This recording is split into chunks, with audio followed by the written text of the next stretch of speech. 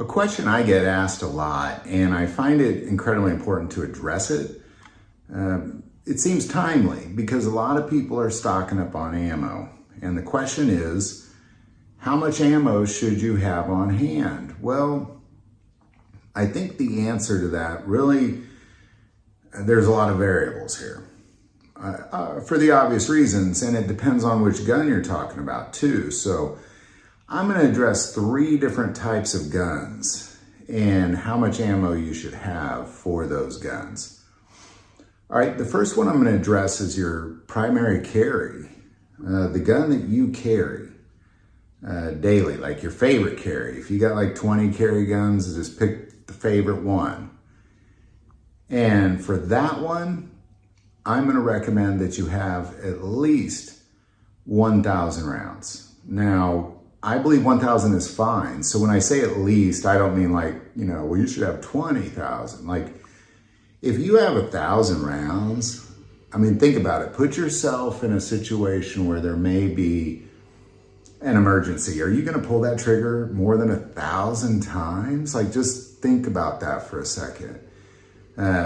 Obviously, you want to have practice ammo and things like that too, but just putting yourself in a scenario where you can't buy ammo anymore, and how much should you have on hand? 1,000 rounds is plenty. The second type of gun that I'm going to say is kind of your go-to, call it a home defense, go to war gun, like whatever you want to call it. But that secondary gun, that would be something like a shotgun or like an AR, that sort of thing. So that secondary gun, whether it be a shotgun or it be an AR or like some sort of a semi-automatic rifle, or even really a shoot. If your secondary gun's a lever action, whatever that secondary gun is, that rifle or shotgun, essentially, I believe you're going to need 1,000 for it as well. 1,000 for that secondary gun, because a lot of people would argue the handgun is what you use to get to that other gun, and that other gun you're going to need 1,000 rounds for it as well. And I think you'll find you're going to have an abundance the whole time.